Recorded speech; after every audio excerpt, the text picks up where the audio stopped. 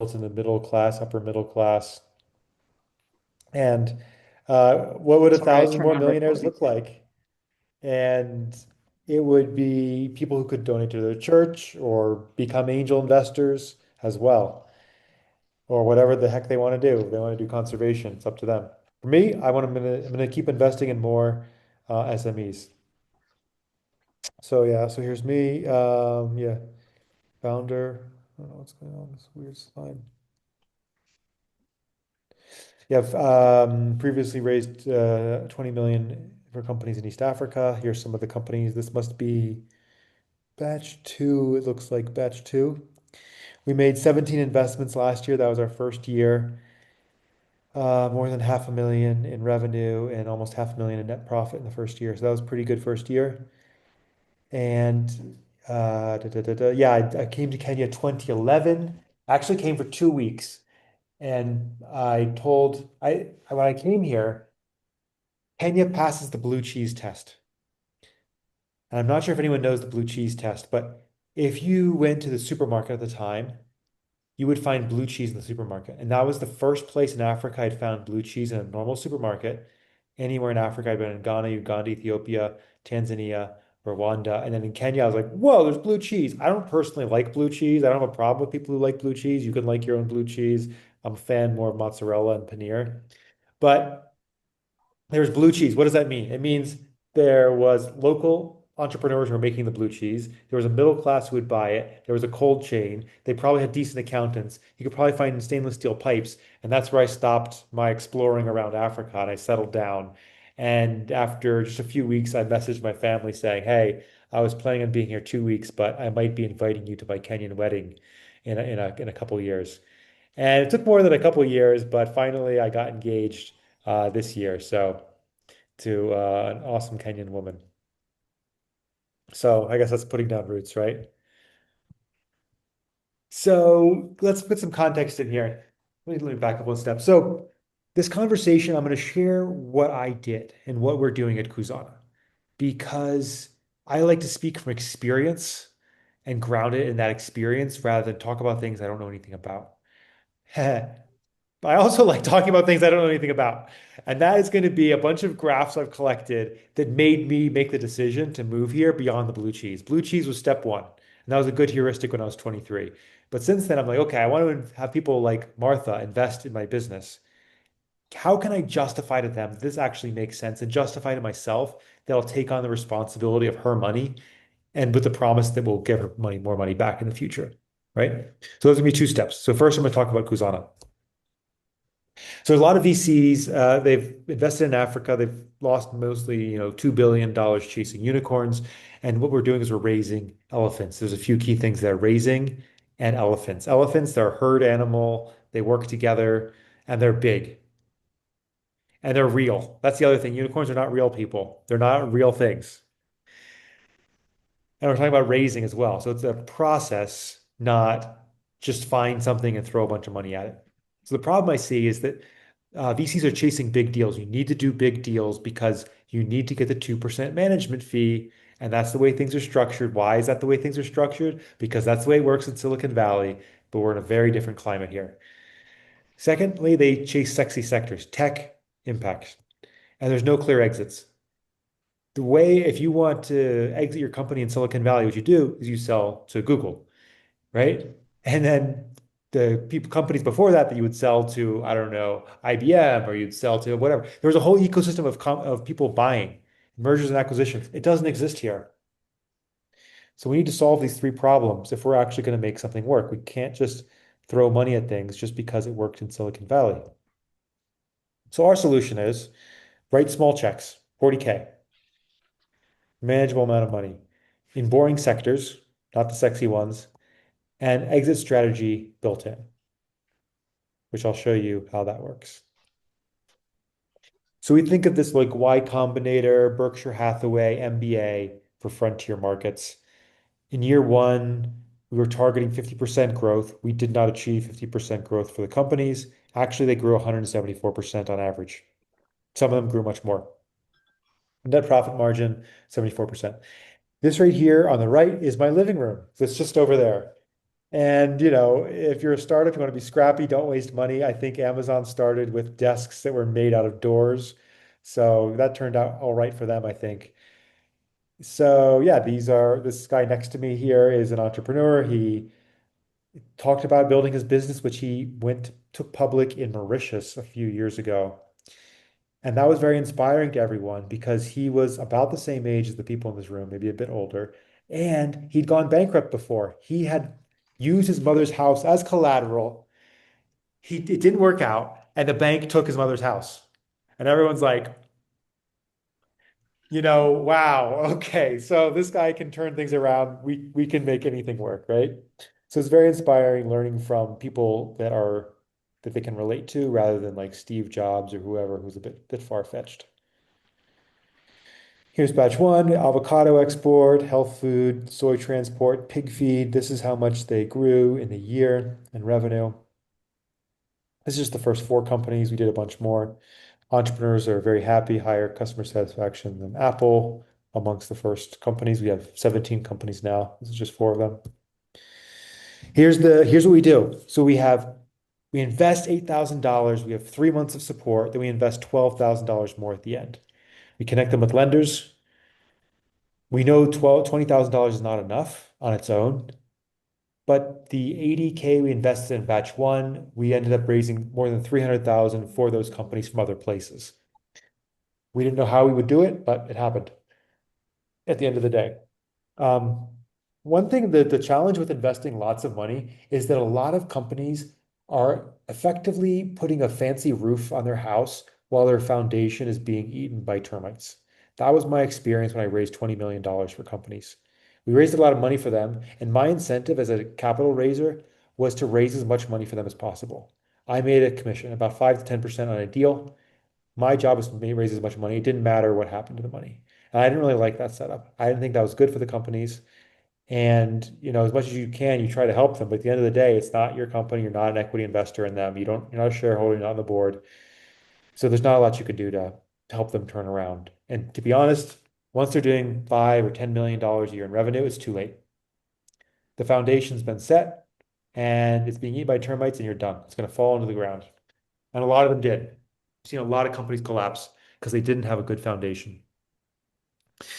So, yeah, we double down on companies. They'll reinvest in the companies we like. We do more batches, and then we list our company IPO. There's a great quote from Paul Graham. Does anyone know who Paul Graham is? Wave if you know who Paul Graham is. No Paul Graham fans here? Bernard, do you know? Kevin? No, no, I He, don't. you don't know. Had the name. He is Yes, the from YC. Well, I see. Yes, Kevin, brilliant. Yeah, he's the co-founder of Y Combinator, which is like the Harvard of startup accelerators. He says when you put ambitious people together, they bloom like dying plants given water. It's like, and it's so true. When you put people together, they start pushing each other. I told batch three what batch one and two had done, 174% growth. So I said, guys, no pressure, but like these guys did 174. And they laughed, of course. And after lunch, they came back and they're like, Kyle, we are going to beat year one. We are doing 200. And I'm like, all right, if you guys say so, twist my arm. I'm not going to complain if you do. So there's something very special that happens once people can like relate to something that's similar. And then, like they should honestly be able to do more because they're learning from their experiences. The guys in batch one now came back to give talks to batch three and say, here's the problems we ran into on Facebook. Here's the problems that we had hiring. Here's what you can do. And like, yeah, win-win. All right. So competition, we're the first accelerator for growth SMEs. What do I mean by that? Okay. So two by two matrix, there's lots of software accelerators, sexy software, and there's lots of sexy impact accelerators doing the impact CSR, but there's none that are doing growth for SMEs. And we think that's where the actual opportunity is. Software is actually a really tough business in Africa because the top software is built in the US, the cost-effective stuff is built in India, and the market is extremely tiny. The market size of Kenya is half the size of San Antonio, Texas. So imagine going to a VC and being like, we're going to do a new social media app and we're only targeting the south side of San Antonio. They will laugh in your face, right? So it does not make sense. You cannot have the engineering resources to justify such a small market, right? The only company that's somewhat similar is Fledge, Africa Eats, which is the company that Martha previously invested in. So let me dig into that in a second. So boring and profitable, we're the only ones firmly in that sector. So here's Africa Eats. They started 2014. They've grown was this 52% year on year since they started. And then they went public in 2024 in Mauritius. And they've invested in a bunch of agro-processing and similar businesses across Africa. And I was like, wow, this is amazing. I helped some of their companies raise money. I raised about $3 million for some of their companies. I was like, why is no one doing this? And you dig into the details, there's a whole bunch of reasons why people don't do this. Mainly it's because you've seen this area between 2014 and 2018, it's pretty flat. In reality, it's not flat. It's just that it's not very big yet because compounding takes a lot of time to grow, right? The 52% is year on year on year on year on year. And everyone wants quick wins. I think that the ultimate competitive advantage is patience. If you just wait long enough and you're tenacious enough, eventually you win. Like the one who waits longer wins. One's more patient. And these guys won. They went public. They did very well. I invested in 2020. I got tripled the stock market return on my investment. Martha, I think you invested earlier, so you got more money. So I was like, well, let's do the same thing, but let's learn from the mistakes along the way and just, stand on the shoulders of giants. All right, so let's get into the details. Why Kenya? Why now? Why does this make sense? So, Kenya's gotten a lot of the international startup investment in Africa. There's a few reasons for that. Uh, Economists say Kenya is poised to become the Singapore of Africa. Maybe a little bit of an exaggeration, but poised probably is the right word. It did take them 60 years to become Singapore they are today. Africa Eats de-risked this investment, so they proved you can go public in Mauritius. Now they're going public in Kenya. By the way, if you have any questions, just drop them in the chat, and Martha will let me know if any questions come up because I'm not sure if I can see the chat while I'm presenting. Yeah, just drop them in the chat or feel free to interrupt. It can be Or interactive. We yeah, got a small group. go ahead and interrupt it. Yeah, feel free to interrupt. Hey, Kyle, what about this thing? Yeah, the Africa just proved this. So the timing's great. LinkedIn's maturing for deal flow. Here's a wild thing. Almost every single deal we do is from LinkedIn, either directly or indirectly. We post and someone refers, or we post and someone applies. We've tried working with different investors, and their deal flow, not so good. We just have not been able to make any investments from other investors who apply, who like the VCs in the ecosystem, like, hey, could you send me the deals that are like too small for you? It's just not, they weren't a fit, none of them. So without LinkedIn, this would just not be possible. And LinkedIn has really just matured the last 2 years. So it's been really amazing what LinkedIn can do. The other thing is, in order to get traction on LinkedIn, you need to say things that are somewhat controversial. And most investors cannot do that because they are invested in by development banks in Europe and the US. And their job is to not get fired until they're 65 so they can get a pension. And that's not my job. My job is to get a return for Martha. And you know what? Some people aren't going to like what I say. But there, because a lot of people don't like to hear the truth, to be honest, right? They don't like to hear the truth that, VCs have invested in a lot of unicorns that don't make any sense. But you know what? A lot of entrepreneurs do want to hear that. The ecosystem's maturing, banks, KEPSA, and there's more demand now that USAID is gone. So there's a kind of a special time. So USAID, the challenge with any donation is if you donate free shoes to people, then you destroy the local shoe manufacturer, right? If you donate free money to people, then you destroy the local capital providers. So as much as USAID was doing a lot of great stuff, there's an opportunity for us, right? All right, I love this one. Jensen Huang, you might have heard of this fellow. He's the founder of NVIDIA, CEO still. In 2000, he said GPUs are the $0 trillion opportunity. $0 trillion. What does that mean? It means right now it's $0 trillion, but it's going to be $1 trillion. And $1 trillion is a big, big, big, big, big, big number. And he was right. And he said this before, I think before they were even a billion-dollar company. $0 trillion. Right now, financing SMEs in frontier markets is a $0 trillion opportunity. It's very hard to finance them for the reasons I mentioned. They're illiquid, they're um, high risk. So if you could figure that out, you're in good shape.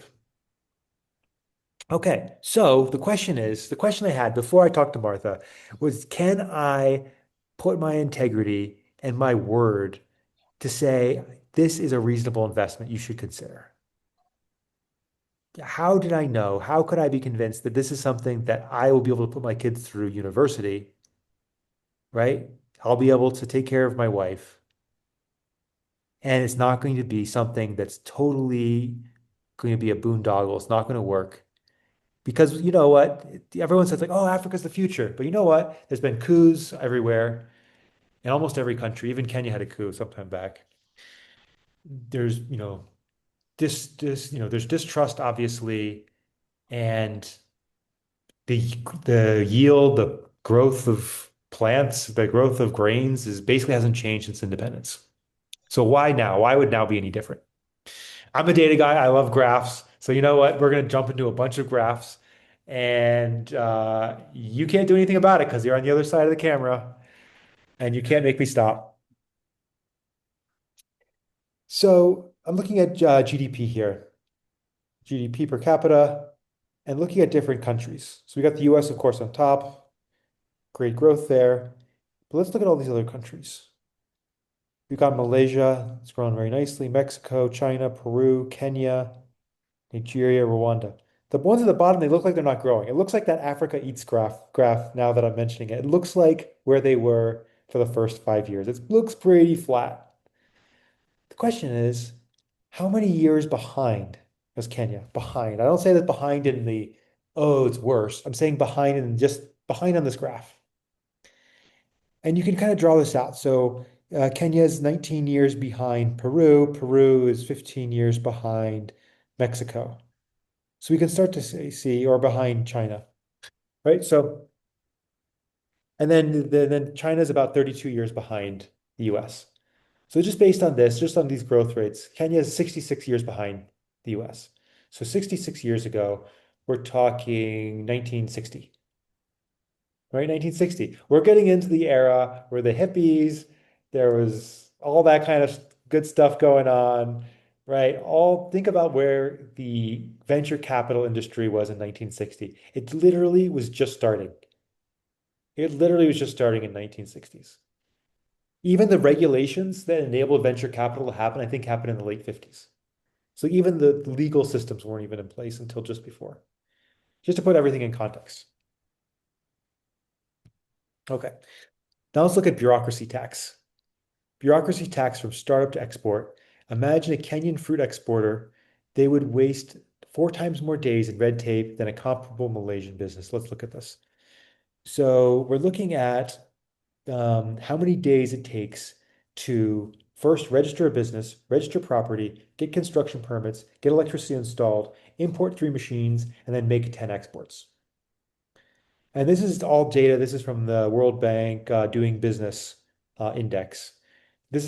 I compiled this. I haven't seen anyone else compile it this way, but just looking at the delay. In Singapore, the same thing is going to take, what is this, maybe 120 days. In Tanzania, it takes 1,300 days. So what is that? It's like 10 times more, right? So in Kenya, it takes 4 times just the bureaucracy delay. This is when I'm talking about any of the other stuff, any of the hiring challenges, just the bureaucracy delay. Well, actually, So if let's I look at can add, sorry to hit interrupt, me. but Germany is Please similar to interrupt. Kenya.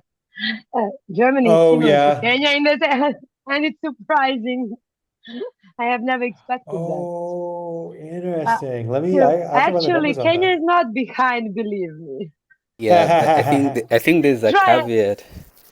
Uh-huh. I think there's a caveat. I mean, Germany. Yeah, I live in the country, so I have a pretty good idea what you're talking about, and the challenges are similar.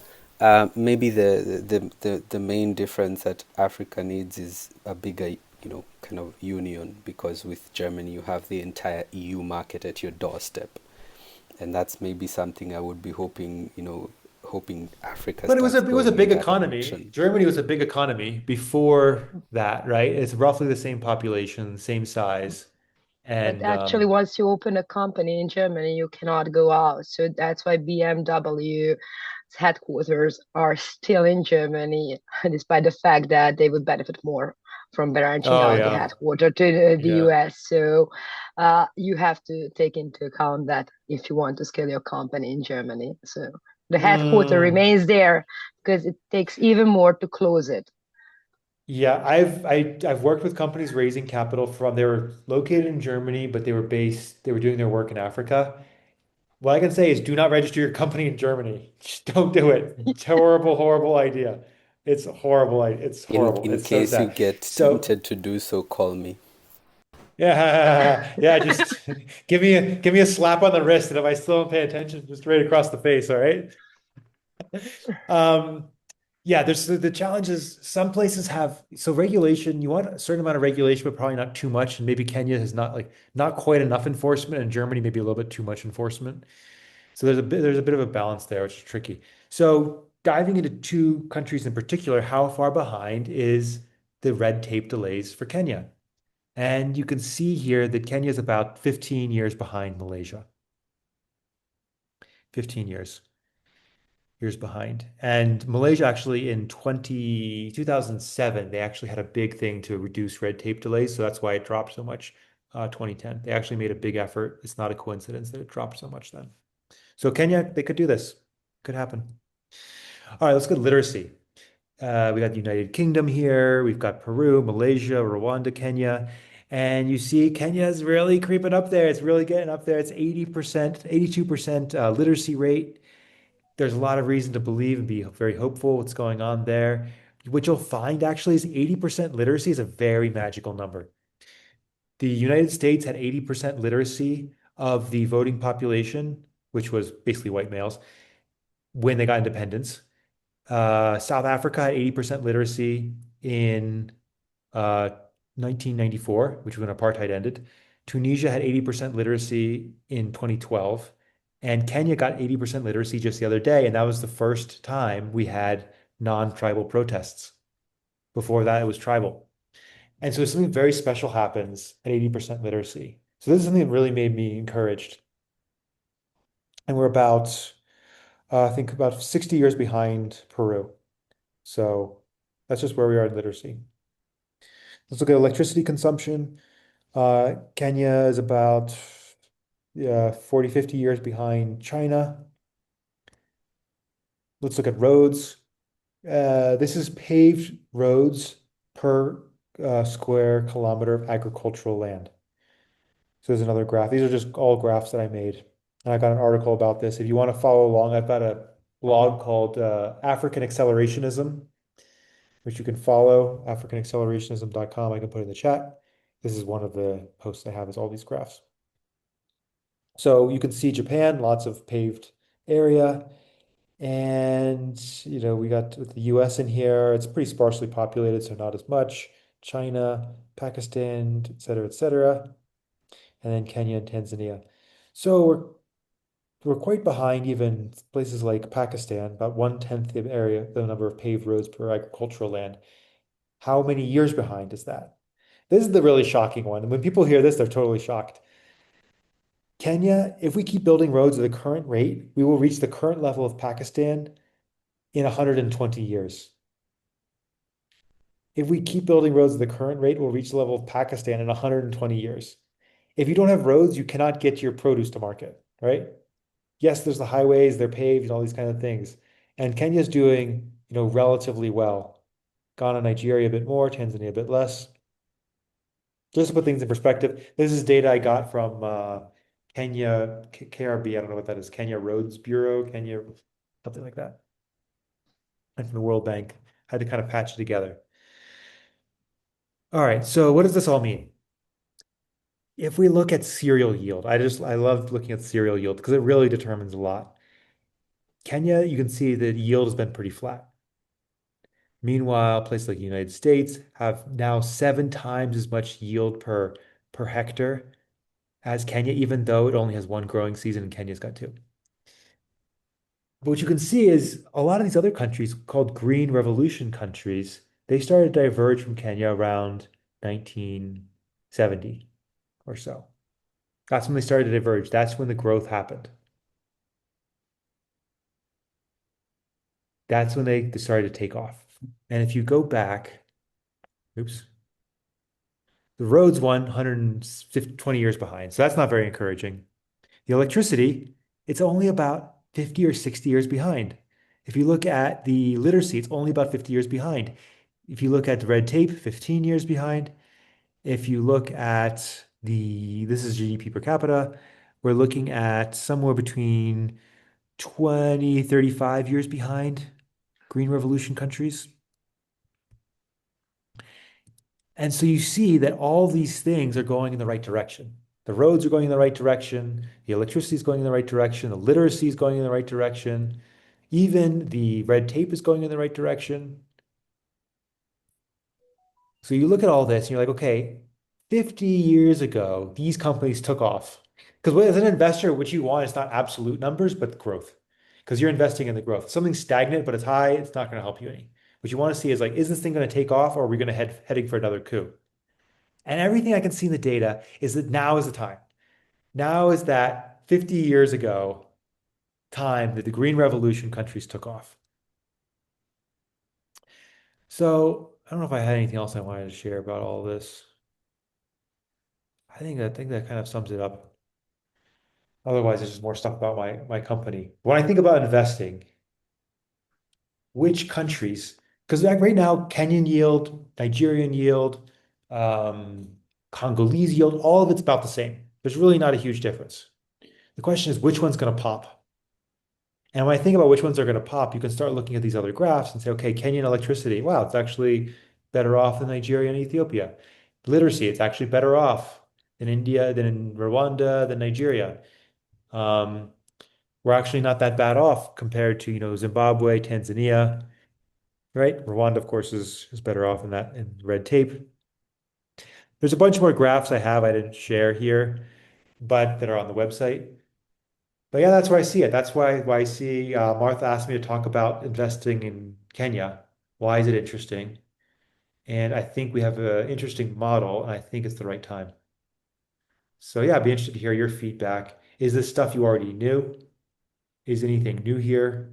Are you optimistic? Do you think I'm overly optimistic?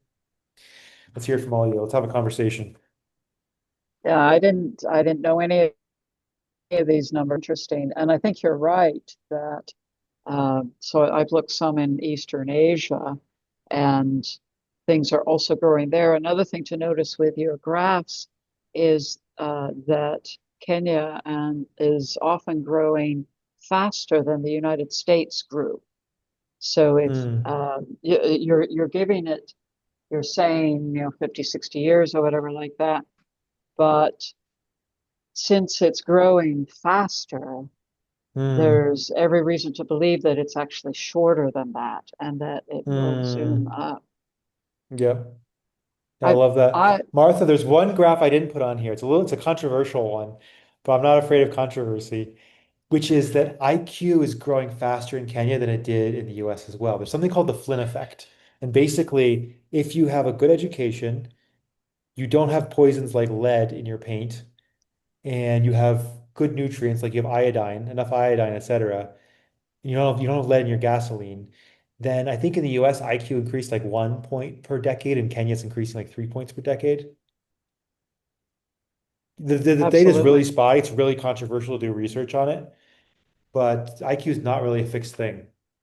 Right. Let's see if you have just Absolutely. like more processing power in people as well, just from better environment, better education.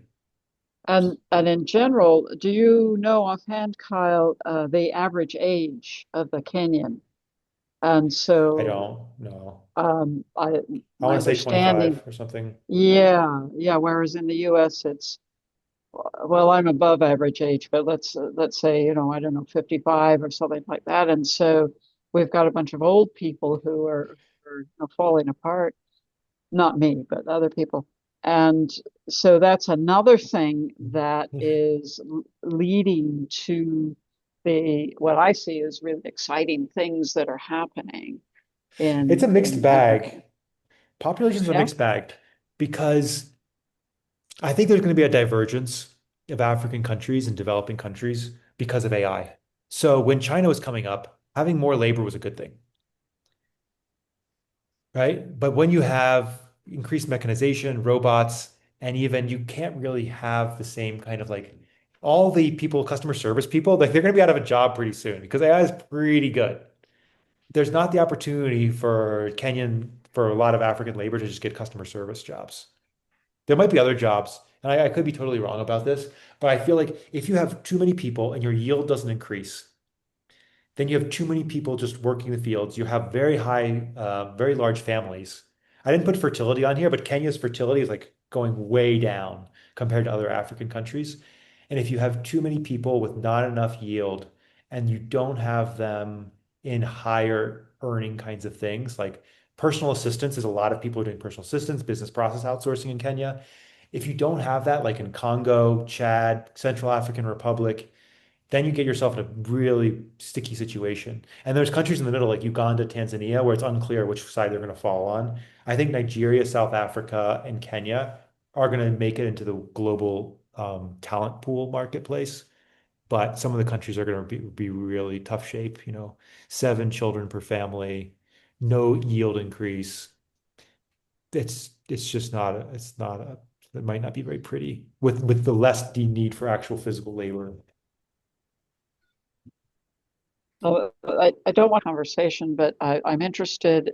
Perhaps you can talk generally about what kinds of businesses you're looking for and why. Yeah. So I mentioned boring businesses, and that's good, especially for investors really like that term because they're like, oh, finally boring businesses. The entrepreneurs don't like it as much. Um, so we say, they're profitable businesses. So they're usually ones where there's no product market fit question. I can't imagine a day where people don't want to buy avocados, right? And so the question is, can you just execute better than someone else? It's not as complex or difficult of a conversation. There's a micro customization clothes business, which is really taken off in batch three. And it's just like, will women want to keep buying fancy clothes? Yes. Right? Well, not me, but Duh. other women. On average. It's on average, Go yeah. ahead, Susanna. Well, Speak to me. and Peter asked, "What's your definition of boring?" But Oh, is there yeah, a chat thing in the chat there? Somehow I'm missing. I don't yeah, know. I'm not seeing the yeah. chat. Definition of boring. Yeah, so that's the thing is, uh, if you can get excited about it, then if you can get excited by just by the name of it, oh, it's like drone delivery of solar panels. Like, we want to do that one. We're doing like a online e-commerce marketplace for used items. It sounds like it's really good for the environment, and I don't want to get involved. We're doing like a fintech thing for whatever, no.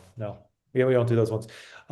Usually they're already profitable when we invest. And it's almost like by definition they're profitable because we don't even need to look at their accounts because they've been in business for 2 years and the guy is still running it. So they must be making money, right?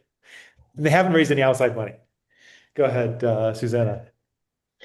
Uh, well, I would like to also ask for a definition of SMEs because different companies, different countries have a different definition of what an SME is. Totally. So basically, how big an SME is for you, especially in Kenya.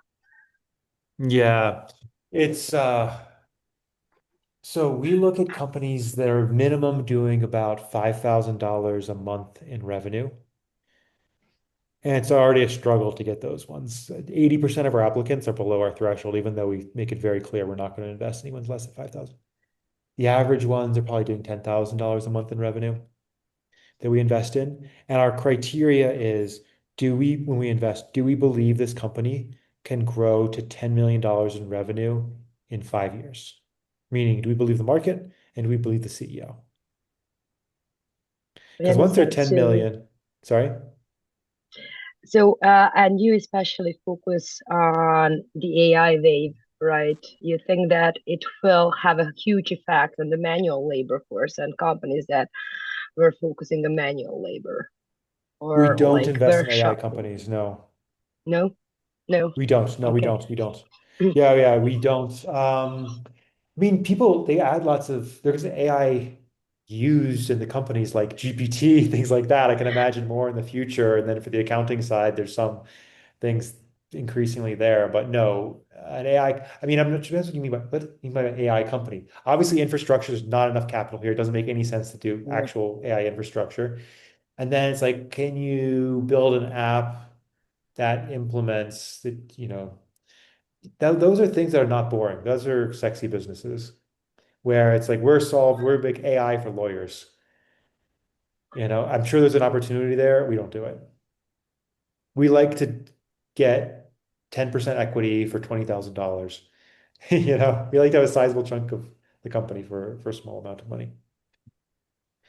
Maybe one day. There was one fintech business we did.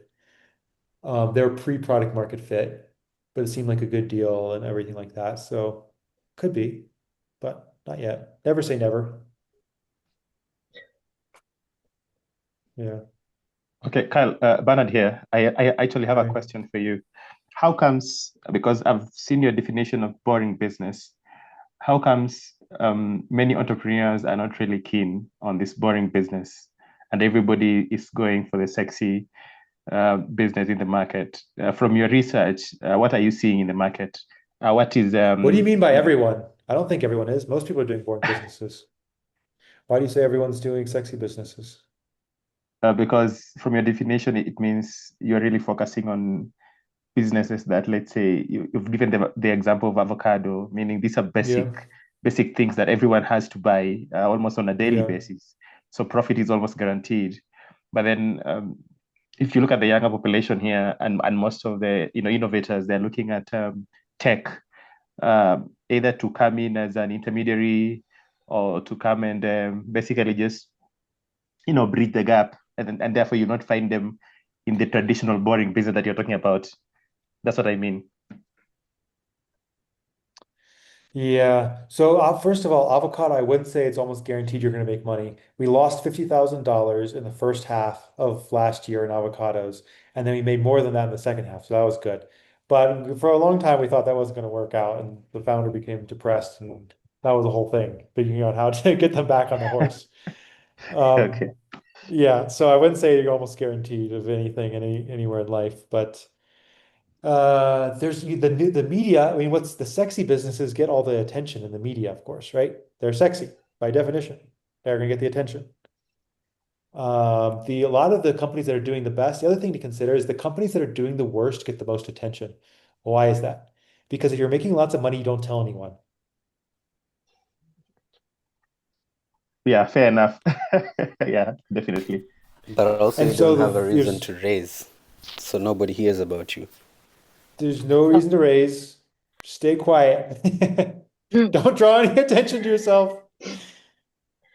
So well, you're my not a term for target. sexy businesses is, sorry, Martha, yes, like buzzword businesses, because they are usually popular buzzwords which are not connected to innovation. That does not necessarily mean that everybody shall do it. So usually people start to incorporate that thing into their own business, despite the fact Hmm. that the business AI for is on a good avocados. track.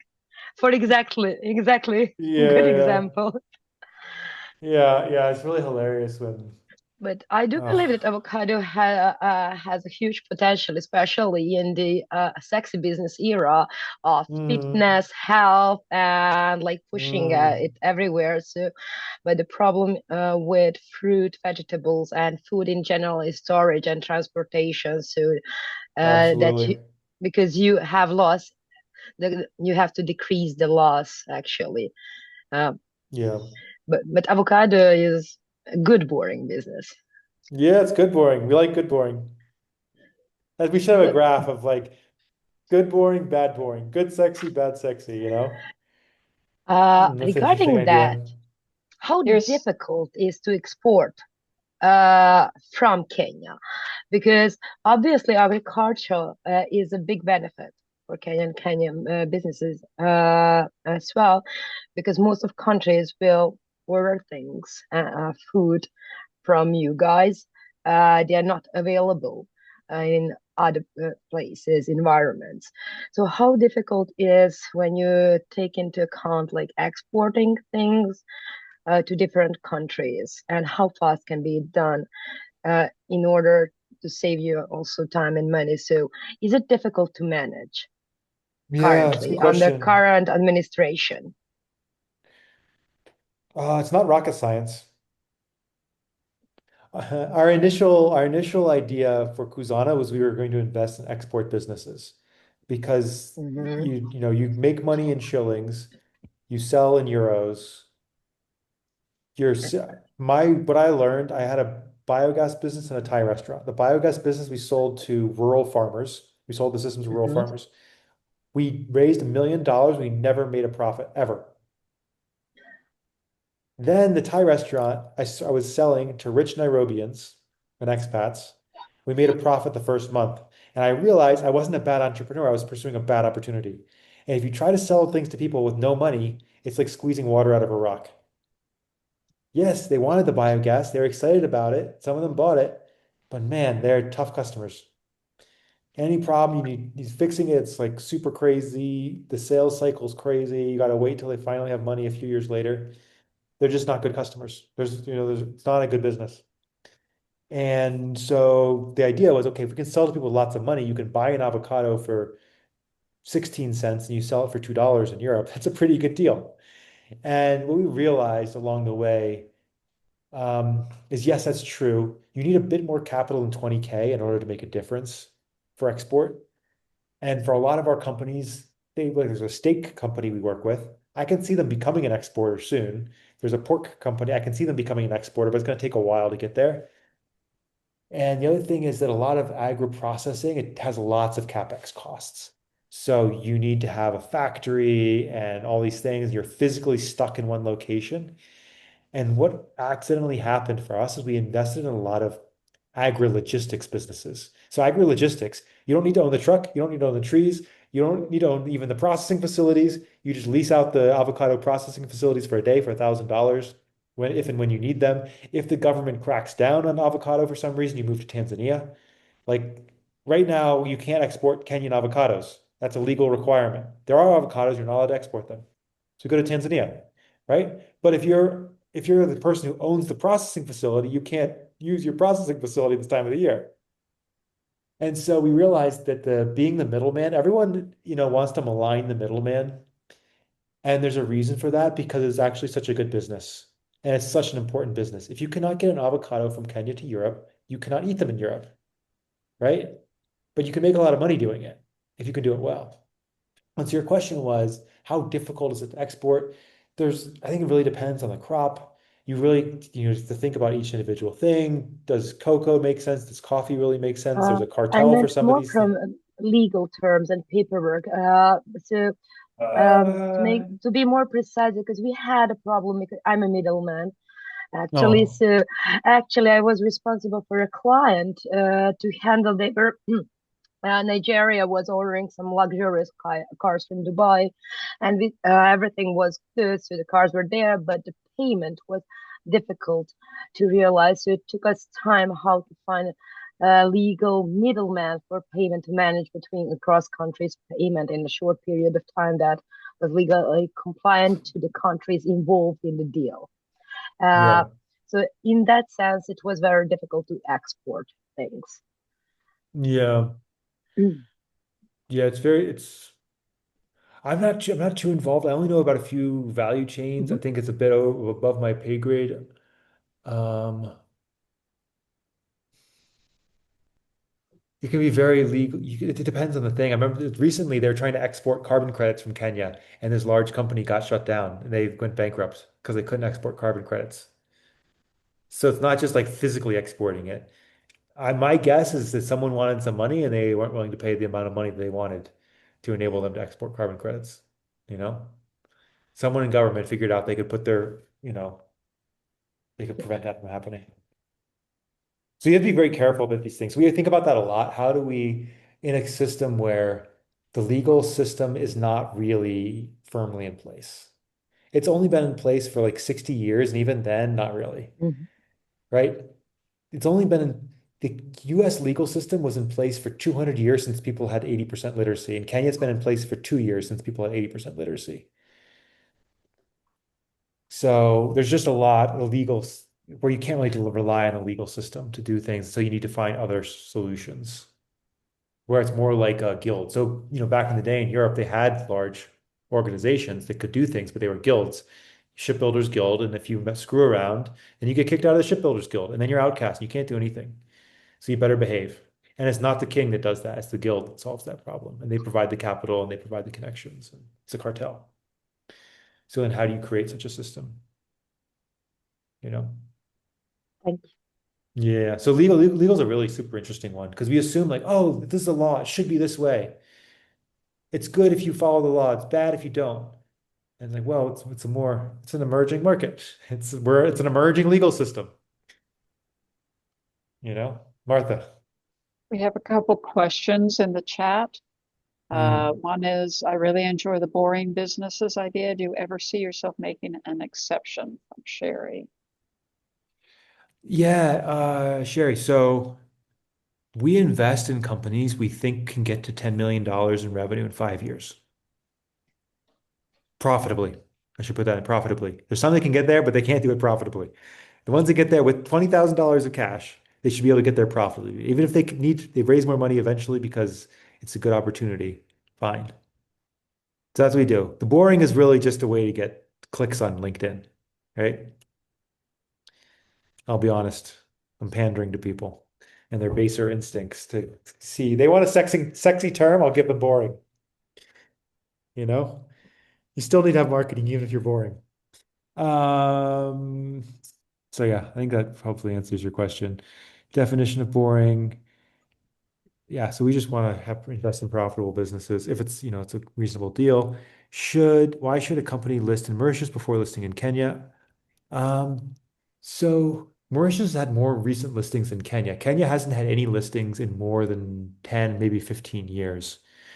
There's a company that's listing, Africa Eats is actually listing in Nairobi this year. So fingers crossed that works. I've looked into it a bit. The problem is the markets have been very depressed, and so there's no benefit to going public currently. Usually, when you go public in the US, your valuation increases by 50%, basically overnight because it's more liquid and people can buy and sell easily. So on average, you kind of increase the valuation by something like that, maybe 50, maybe 20%.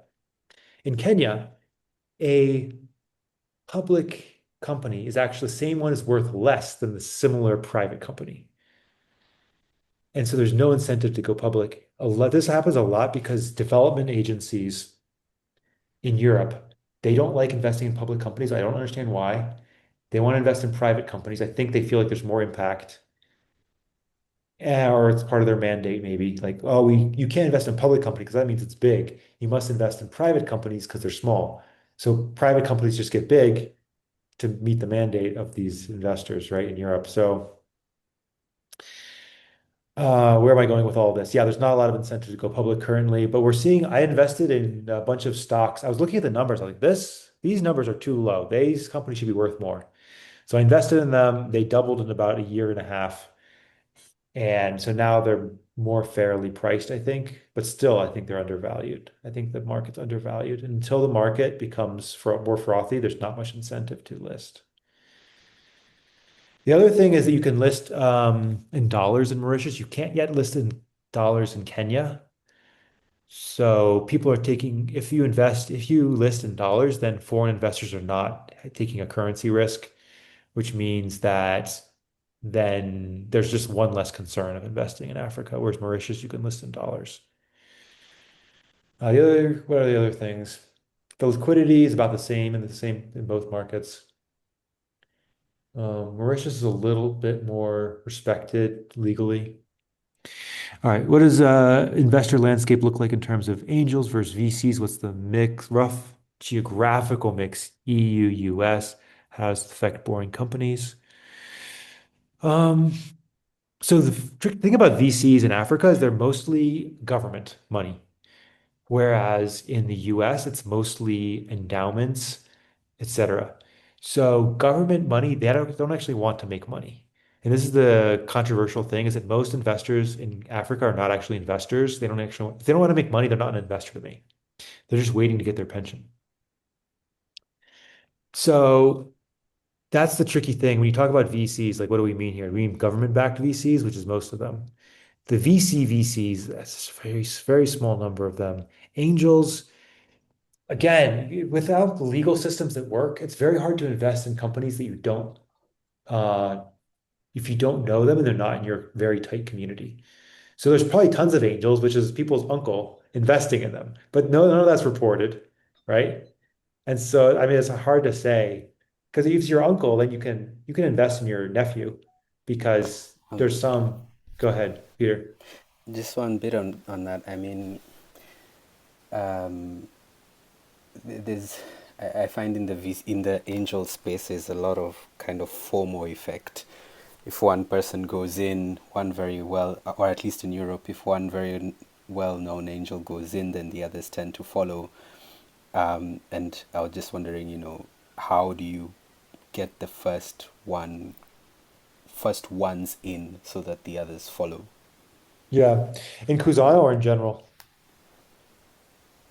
So that's part of what I do for my day job is I try to convert people uh, to be healthy, active angels. Because part of the problem is there's so many more companies than there are angels. And so the more angels that we can have, the more active, healthy, productive angels we can have, the better it is for everybody. Yeah. And so that's what I do on a day-to-day basis is I develop Mm. healthy, active angels. Yeah, it's awesome. It's really important to cultivate those kinds of things and build those networks. And Silicon Valley had it where people would get together for lunch and they're like, "Yeah, we got a few bucks. You got some young kids, come over here, pitch us. We'll throw some money at you," and some of them really worked out. And yeah. And The angel network I find to be the best in Africa is NIBAN, which is in Kenya. I've talked to a bunch of the angel networks. There's one in Senegal, which is pretty decent. I'm guessing in Nigeria there is. I haven't really looked too much in Nigeria. I'm guessing Nigeria has. There's Josie, which is South Africa one. I've mixed reviews on that one. Yeah, and then Nairobi is the most active, I'd say. It's because you kind of want to network because you want to source it kind of together and have some accountability there. Because at the end of the day, you need accountability for companies. but that's also part of what I think you're trying to do, Kyle, which is to develop that group of people who can have enough wealth that they can be investing and doing the next level. Yeah, And exactly. Yeah, so 10 years from now, it'll building be the easy. community 10 years from now, easier. it'll be easy.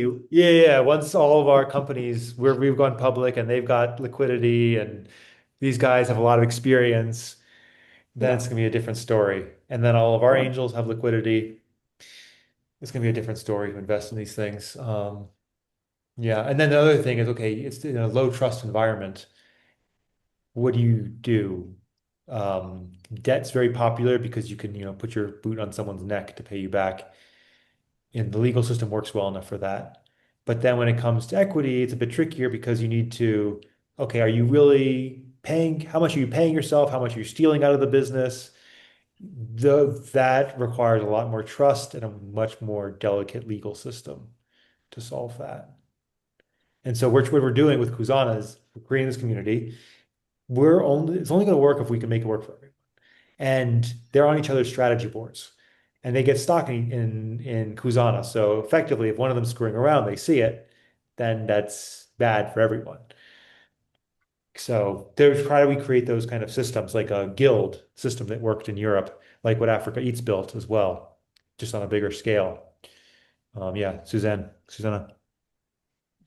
Actually, That's the same. So believe me, you'll get there. So I started my career on the Balkans and Eastern Europe. So Mm, I see our past currently, as you're talking about Kenya. mm, So, and since still the legal system is behind the actual business system, which is still challenging, but the situation is better than it used to be. Not only guild systems, but organizations. So people and entrepreneurs they founded organizations and lots of legal hubs. So they started to shape the government step by step because uh, like getting your dad back, not just with a boot, but usually pistols, guns, and so on, is like was quite mm, popular for a while. mm, It is challenging and interesting, but it can be governed also, so to say. So it's mm, everyday. It was everyday part of the business. Now it's a bit better, but um, believe me, you will get there. Just you, and the mm, best way we did it, like we started establishing communities by ourselves and educating the government somehow, which was very difficult, but we got mm. there. And you were involved in that. Yes, I have been in Wow, business cool. since the age of 14. So I helped my family when they were entrepreneurs, Yeah. and nobody wanted me to become an entrepreneur. But however, I followed my mom and dad in their footsteps. So it was quite a challenge. What's your And now business it's a bit now? better. I'm a middleman. I'm a Tinder for businesses. I'm a matchmaker, basically. So it's quite Nice. challenging. Yeah. Very important work. Yay for middlemen. We're actually over time, although I'm enjoying the conversation and I'm happy to stay. But I don't mean to if you need to leave, I just want to let you know. And if Kyle, if you're willing to stay and continue the conversation, I think that'd be Yeah, I could do 5 more fantastic. minutes. All right. Yeah. What else we got? Other ideas. Also, any feedback for me? Anything that I'm missing? Any people that I should talk to? Let me know. Um, just on note, I guess it would be. I find it quite useful to hear more about the communities, and it would be nice to get more sessions like this and kind of understand the investment community a little bit better, because I was just trying to put myself in the heads of some of our Peter, I have something for you. Join NIBAN. Na- Naiban. Yeah, now that's on my Have you radar joined? now Have properly. you joined? Not yet, but Why haven't you I joined? will. Let's sign you up right now. The That CEO is just telling me that I should find some people. Then we So can both look good. Yeah, what because what I've kind of seen that work so well around the world. Just thinking, for example, with, I don't know if you're familiar with Endeavor, for example, and they've made Latin America now such a hot investment opportunity for European Oh, is that VCs, right? So not so it just was Endeavor just that because was of involved. being, one collective. Yeah, yeah, yeah.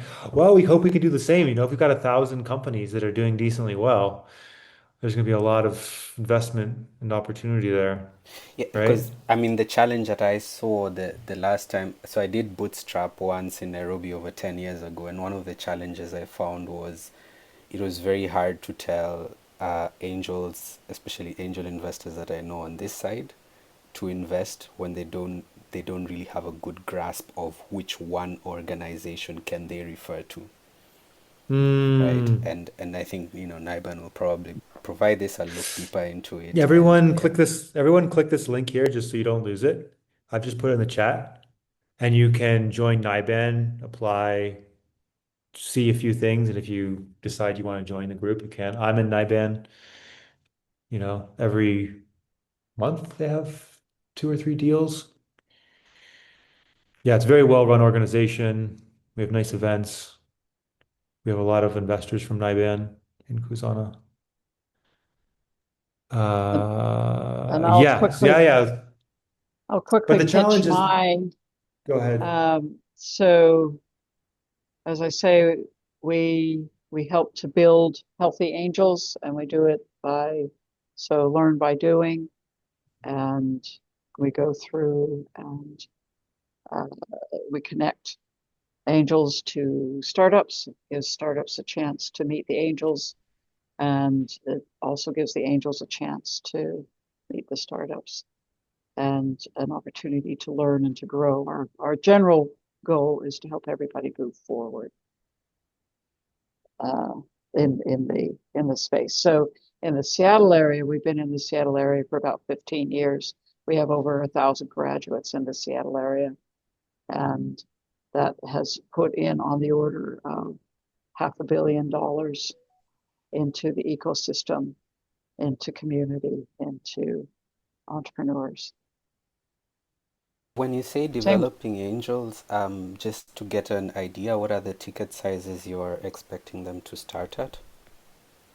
We have 3 bases, and they're all 5,000, so $5,000 or 5,000 pounds. And then the idea is that we're working as a community, and so we're bringing together a group of angels that allows more money to go into the business without each individual person having to risk too much money. And so it might make more sense in Kenya to do, say, $1,000 rather than 5,000, and then that can allow the companies to get a reasonable investment without too much risk for the investors. It's a way to kind of practice investing. If that makes sense. What ticket size are you looking for, Peter? How much will you give us? Haven't figured that out yet. In order to be successful, generally. Now, I made an exception with Kyle, but you need to be writing at least 20 checks, and you should be doing it as part of the group. So think about how much money you're willing to throw away, because if you're an angel investor in general, you've got to be willing to throw that money away. How much money can you afford to be without? And then do that 20 Then divide by times. 20. Yeah, divide by 20. That's right. That's a math thing. So it's 100K divided by 20. The ticket size you should be doing is 5K tickets. Right. So in the US, if you're an accredited investor, you have to have $1 million investable money. You should not invest more than 10%, which is 100,000. Divide that by 20, that's 5,000. That's where that number came from.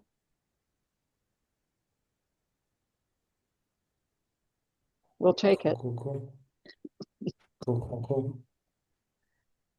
Yeah, I guess anyone on the call, is anyone interested in having a follow-up conversation where they have interest in somehow with Kuzana or investing in Kuzana?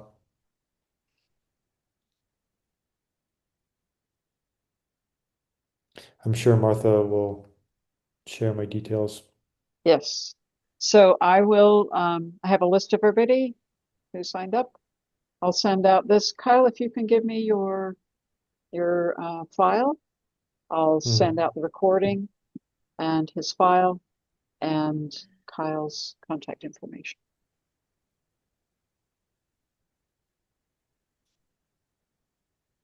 Okay.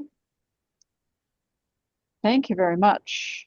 I think, yeah, so Africa Eats, what Kyle is doing with Kuzana, very, very interesting. And someone asked me recently, they wanted me to donate for their program in Africa. And I said, why donate when I might get a return? I can do a similarly good thing. And yet yes, it's probably the best And you returns can I've multiply your gotten. money. That's right. Then I can do more good.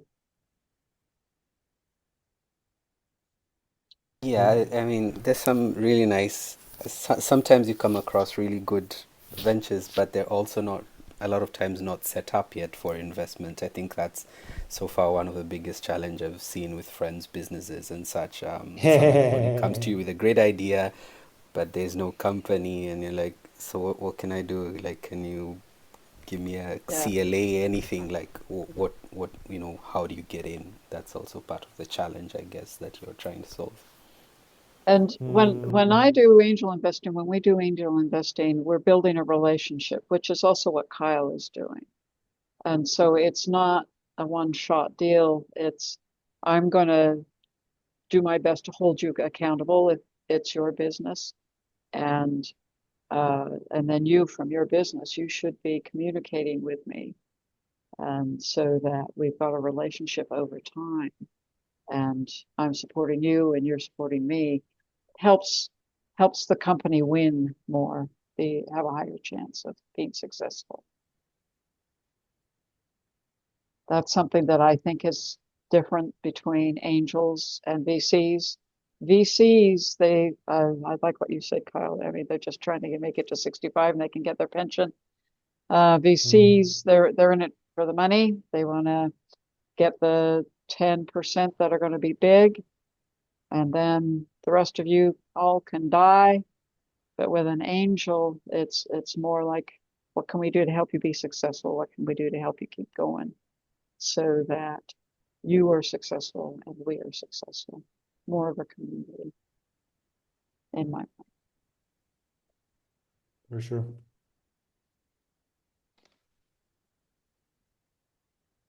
Okay. Anything else, or should we let Kyle go? I'm now in Thank you London, all. so it's getting later for me. Good. Take care. Yeah, thank you so much for the session. Yes. Yeah, this Thank you. was really Thank you. good. Thank you very much. Have a good Yeah. evening. Great Okay, you questions, too. everyone. Bye. Bye. Bye-bye.